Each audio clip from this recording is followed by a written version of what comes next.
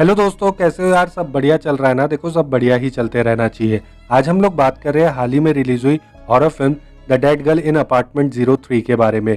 Film शुरू होती है इंटेरोगेशन रूम में, जहाँ पे एक पुलिस वाला क्रिश्चियन से पूछ रहा है कि लॉरा कहाँ है। तो वो कहता है, सर मुझे नहीं पता।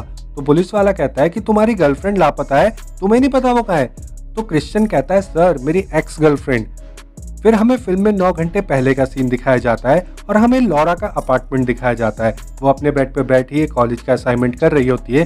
तभी उसको कुछ नाखूनों के खुरचने की आवाज सुनाई देती है। तो वो अपने बिस्तर से उठती है। अपने रूममेट एलिजाबेथ के कमरे के बाहर, दरवाजे के बाहर खड़े होके एलिजाबेथ एलिजाबेथ पुकारने लगती है, पर दरवाजे के अंदर से कोई आवाज नहीं आती। तो वो दरवाजे पे जरा जोर से धक्का लगाती है, दरवाजा खुल जाता है और अंदर पड़ी होती है एलिजाबेथ की लाश, उसकी डेड बॉडी। ये देख के वो डर जाती है और पुलिस को फोन करती है। तो पुलिस वाले वहां पे आते हैं और 2 डिटेक्टिव्स उससे पूछताछ करते हैं, डिटेक्टिव मिलर और डिटेक्टिव रिचर्ड। तो डिटेक्टिव्स उससे पूछते हैं कि भाई वो एलिजाबेथ को कैसे जानती है, उसका क्या नाम है और वो यहाँ क्या कर रही है। तो वो बताती है कि वो 3 महीने पहले ही न्यूयॉर्क में शिफ्ट हुई है और उसने एलिजाबेथ का ऐड देखा था कि उसको रूम पार्टनर की ज़रूरत है और उसको भी रूम की ज़रूरत होती है। तो वो ऐड देख के एलिजाबेथ के पास आती है और ये दोनों साथ में रहने लगते हैं इस अपार्टमेंट में। वो एलिजाबेथ को ज़्यादा ढंग से तो नहीं जानती है, बट हाँ, दोनों साथ में रहते हैं। तो वो डिटेक्टिव एलिजाबेथ के बारे में उससे पूछते हैं कि उसकी कोई मेडिकल कंडीशन हो या वो ड्रग्स वगैरह यूज़ करती हो या उसका किसी के साथ लड़ाई झगड़ा हुआ हो। तो लॉरा डिटेक्टिव्स को बताती है कि उसने एलिजाबेथ को कभी ड्रग करते हुए नहीं देखा और मेडिकल हिस्ट्री के बारे में भी उसे कुछ नहीं पता। हाँ, पर उसका एक बॉयफ्रेंड है जिससे वो बहुत ज़्यादा प्यार करती है, बहुत ही ऑब्सेसिव वाला प्यार करती होती है। और वो ये बात गुड वे में बोल रही है, मतलब वैसा नहीं कि कुछ दिक्कत वाला ऑब्सेशन नहीं, अच्छा वाला ऑब्सेशन। उसके कहने का मतलब था कि उन दोनों के बीच में सब कुछ अच्छा चल रहा था। और उसके बॉयफ्रेंड का नाम, यानी कि एलिजाबेथ के बॉयफ्रेंड का नाम डेरेक है। तो डिटेक्टिव मिलर लॉरा को अपना एक कार्ड देते हैं और उसको बोलते हैं कि अगर तुम्हें कभी भी दिक्कत हो, दिन रात किसी भी वक्त, तुम मुझे किसी भी वक्त पुकार सकती हो, मैं उसी वक्त आ जाऊंगा, ठीक है। और डिटेक्टिव मिलर लॉरा को क्लीनर्स का भी फ़ोन नंबर देते हैं। ऐसा होता है ना, जब जहाँ पे भी कहीं ऐसी डेथ वेथ होती है जिस भी घर में, तो कुछ क्लीनर्स आते हैं जो उस कमरे को अच्छे से साफ वाफ कर देते हैं पुलिस के जाने के बाद, डेड बॉडी को वहाँ से ले जाने के बाद, ताकि जो बाकी लोग हैं वो आराम से रह सके। तो वो उसको उसका फ़ोन नंबर दे देते हैं।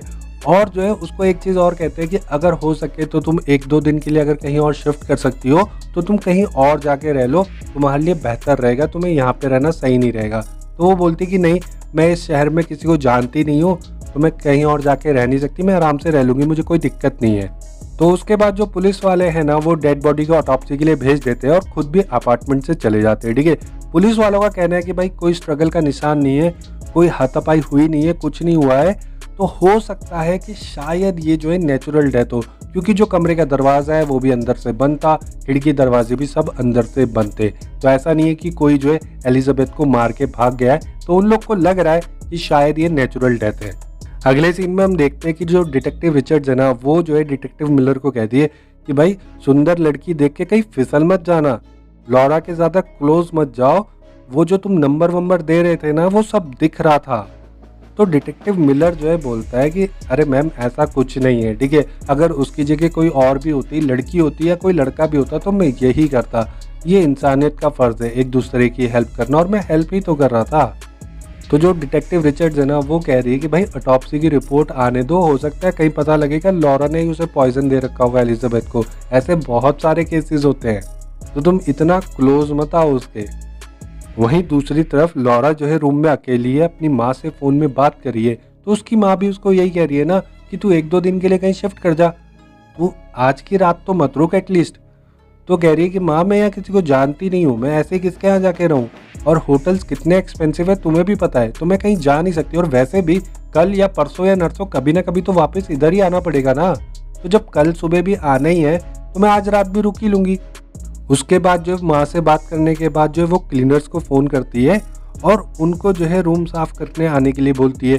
तो जो क्लीनर्स है ना, वो बोलते हैं कि मैम आज तो हम बिज़ी हैं, हमें और भी कई सारी जगह जाना है, तो हम कल आपके यहाँ आएंगे। तो वो कहती है अच्छा ठीक है, चलो तुम रहने दो, मैं खुद ही सफाई कर लूँगी, कोई दिक्कत नहीं, ये बोल के वो फ़ोन रख देती है। और इस वक्त ना हमें रूम में, जब वो फ़ोन में बात कर रही थी ना, उसके पीछे एक आत्मा दिखाई देती है। अब हमें दिखाई दे रही है, उसको नहीं दिखाई दे रही है। तो इस वाले सीन से ना ये क्लियर हो जाता है कि इस घर में, इस अपार्टमेंट में कुछ ना कुछ स्पूकी तो हो रहा है, कुछ ना कुछ डेंजरस तो है, कुछ ना कुछ भूत तो है।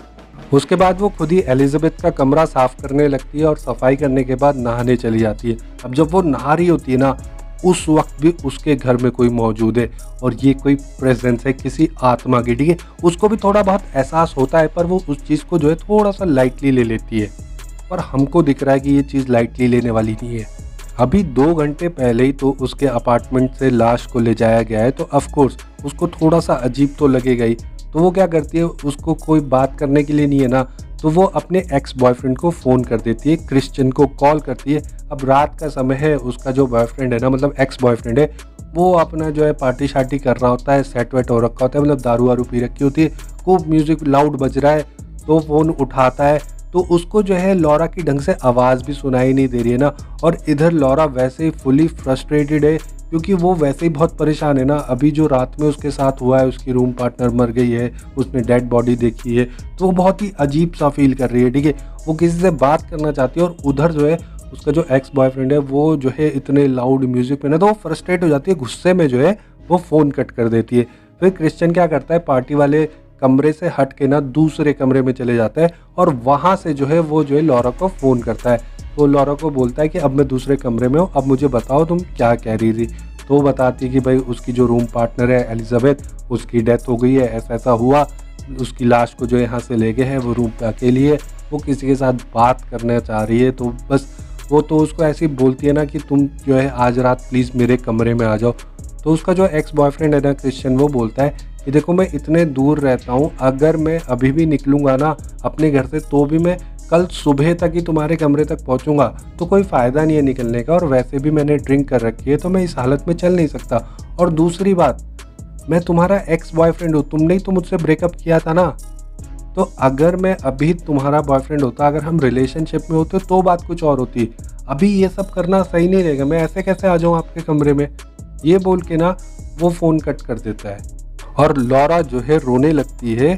हमें लॉरा के मुंह के पास ना आत्मा दिखाई देती है, पर अभी भी उसको नहीं दिखाई दे रही है, हमको दिखाई दे रही है, ठीक है। हमें पता चल रहा है कि भाई यहाँ क्या क्या हो रहा है। फिर वो जो डिटेक्टिव है ना उसको फ़ोन करती है, क्योंकि यार ऑफ कोर्स उसको जो है कमरे में डर लग रहा है ना लॉरा को।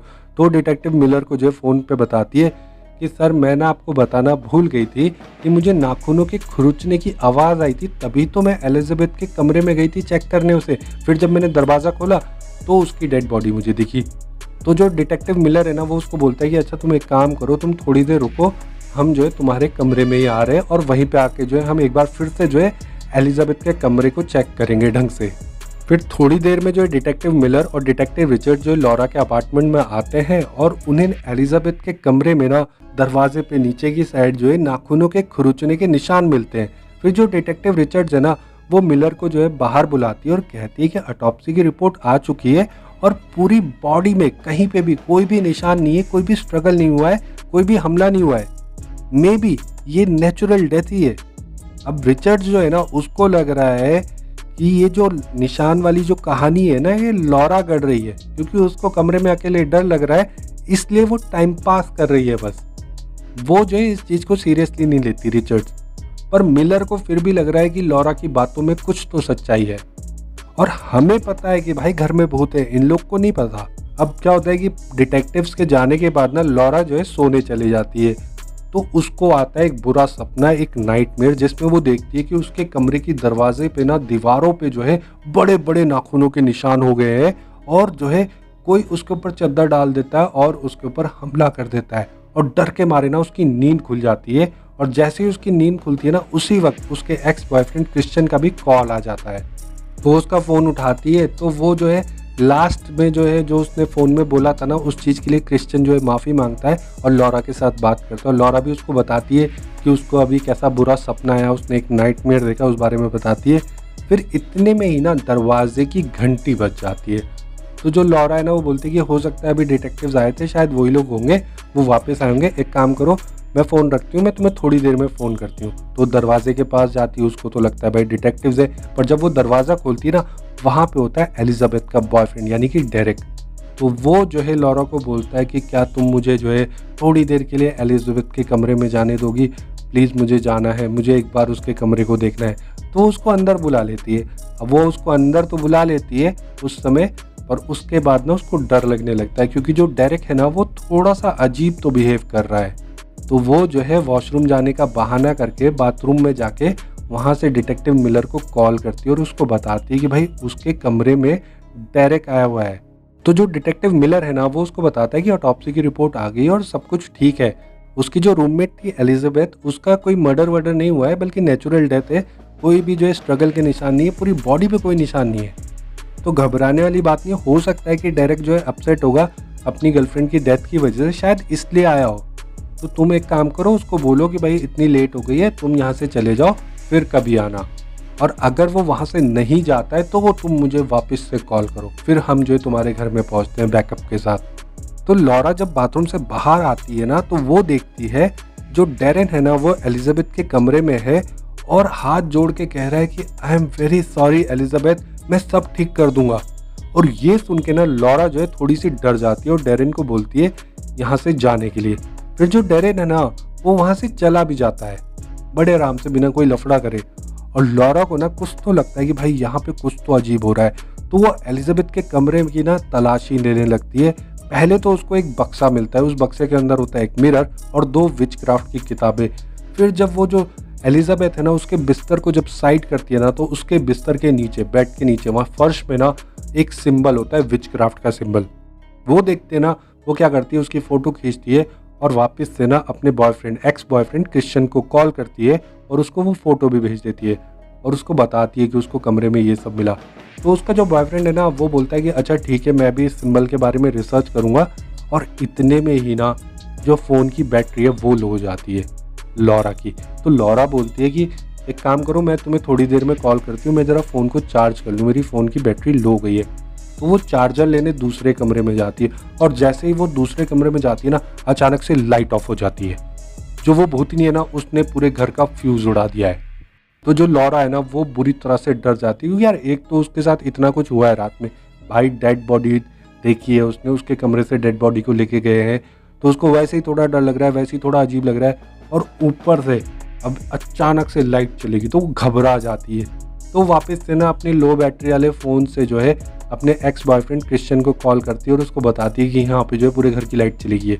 तो उसका बॉयफ्रेंड बोलता है कि भाई तू एक काम कर, तू डर मत, हम फ़ोन पे रहते हैं, मैं तेरे साथ फ़ोन पे हूँ, तू नीचे बेसमेंट में जा, वहाँ पे जो है जाके फ्यूज़ बॉक्स चेक कर। तो वो जो है डरते डरते जो है नीचे जाती है और जैसे ही वो फ्यूज़ बॉक्स के पास पहुँचती है ना तो वो बॉक्स में ना उसको कुछ समझ में नहीं आता और अचानक से ना उसका जो फ़ोन है वो भी स्विच ऑफ हो जाता है, क्योंकि बैटरी पूरी तरह से लो हो गई। अब जैसे ही फ़ोन स्विच ऑफ होता है ना तो उस तरफ जो क्रिश्चियन है ना वो लैपटॉप में जो है उस सिंबल के बारे में रिसर्च कर रहा होता है। तो उसको जो है उस सिंबल का पता चल जाता है। उस सिंबल का नाम है मिज़राक, जो कि एक डीमन का सिंबल है। वो जो डीमन है ना वो लव और ऑब्सेशन का डीमन है।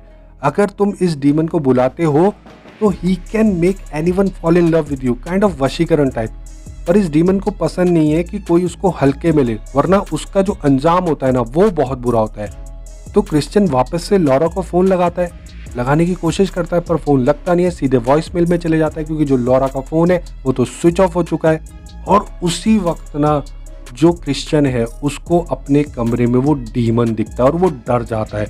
और वहीं दूसरी तरफ जो लॉरा है ना उस पर वो भूतनी और वो एक मास्क वाला बंदा हमला कर देता है। और उसको जब होश आता है ना तो वो देखती है कि उसके हाथ पैर बंधे हुए हैं, वो उसको रस्सी से बांध के कुर्सी में रखा हुआ है और उसकी कुर्सी वहीं रखी है जहाँ पे वो सिंबल था, और एक मास्क वाला आदमी उसके सामने खड़ा है। अब वो जो मास्क वाला आदमी है ना, जब वो मास्क उतारता है तो वो होता है डेरेन, एलिजाबेथ का बॉयफ्रेंड। और डेरेक जो है लॉरा को बताता है कि एलिजाबेथ ने जो है उस डीमन को बुलाया था उनके प्यार को अमर करने के लिए, पर वो जो है उस डीमन को सीरियसली नहीं लेती, उसका जो बार्गेनिंग था वो पूरा नहीं करती, जिसकी वजह से जो वो डीमन था ना वो नाराज़ हो जाता है और वो जो है एलिजाबेथ की जान ले लेता है। और जो हमारा जो डेरेक है ना वो अब कोशिश कर रहा है एलिजाबेथ को वापस लाने की। वो कहता है कि मैं एलिजाबेथ को वापस ले आऊँगा, मेरे पास एक प्लान है। तो डेरेक का प्लान ये था कि वो विचक्राफ्ट का यूज़ करके जो है थोड़ी सी अपने खून की बलि देके, मतलब अपने शरीर में से थोड़ा सा खून बहा के वो जो है डीमन को वापस से प्रसन्न करना चाह रहा था, जिसकी बदौलत जो है वो क्या करेगा, एलिजाबेथ की जो आत्मा है ना उसको लॉरा के अंदर ले आएगा। और जो एलिजाबेथ है ना वो लॉरा के रूप में हमेशा के लिए जिंदा रहेगी। तो इस एक्ट को करने के लिए, अपने शरीर में से खून निकालने के लिए, जैसे ही खंजर उठाता है ना, उस एक्ट को पूरा करने वाला होता है, तभी उस समय डिटेक्टिव मिलर वहाँ पे आ जाता है और वो गोली चला देता है। और जो उसका खून है ना, जो डेरेक का खून है, वो जो है उस सिंबल पे भी गिर जाता है और वो जो है लॉरा के मुंह के ऊपर भी गिर जाता है। तो काइंड ऑफ वो जो एक्ट है ना, वो कंप्लीट हो जाता है। अब मिलर को नहीं पता यहाँ पे क्या चल रहा है। देखिए, मिलर को तो लगता है ना कि ये जो डेरेक है, ये जो है लॉरा को जान से मारने की कोशिश कर रहा है, इसलिए वो गोली चला देता है। तो वो क्या करता है कि लॉरा के जो है रस्सी खोल देता है, उसको बोलता है कि तुम ठीक हो। पर जो लॉरा है, उसके अंदर अब आ चुकी है एलिजाबेथ की आत्मा, और वो जो है उसी वक्त डिटेक्टिव को मारने के लिए आगे बढ़ती है। और हम प्रेजेंट में आ जाते हैं, सीन में कट लगता है, हम उसी इंटेरोगेशन वाले सीन में आ जाते हैं जहाँ से ये फिल्म शुरू हुई थी। एक पुलिस वाला क्रिश्चियन से पूछ रहा है कि तुम्हारी गर्लफ्रेंड लॉरा कहाँ है। तो क्रिश्चियन कहता है कि सर मैं बताऊंगा तो आप यकीन नहीं मानोगे। वो उसको वो डीमन वाली स्टोरी बताता है और वो बताता है कि उसने भी अपने घर पे उस डीमन को देखा। तो पुलिस वाला कहता है कि तुम्हारे कहने का मतलब है कि डिटेक्टिव मिलर का गला काट के लॉरा नहीं बल्कि वो डीमन गया है। पुलिस वाला उसकी बात पे यकीन नहीं करता ना, और कैसे करेगा। और ये बोल के ना पुलिस वाला वहाँ से चले जाता है। फिर उस इंटेरोगेशन रूम में हमें जो है क्रिश्चियन के पीछे हमें वो डीमन दिखाई देता है, और वो धीरे धीरे करके जो है क्रिश्चियन की तरफ बढ़ रहा है, पीछे से जो है आगे की तरफ आ रहा है, और फिल्म वहीं पे ख़त्म हो जाती है। तो जो लॉरा है, उसके अंदर एलिजाबेथ की आत्मा आ गई है और वो लापता हो चुकी है, और फिल्म यहीं पे ख़त्म हो जाती है। तो यार बस अभी के लिए इतना ही। वीडियो अच्छा लगा हो तो लाइक कर देना, अपने दोस्तों के साथ शेयर ज़रूर कर लेना, और हाँ, सब्सक्राइब तो कर ही लेना। Thank you so much for watching. Have a nice day. Bye.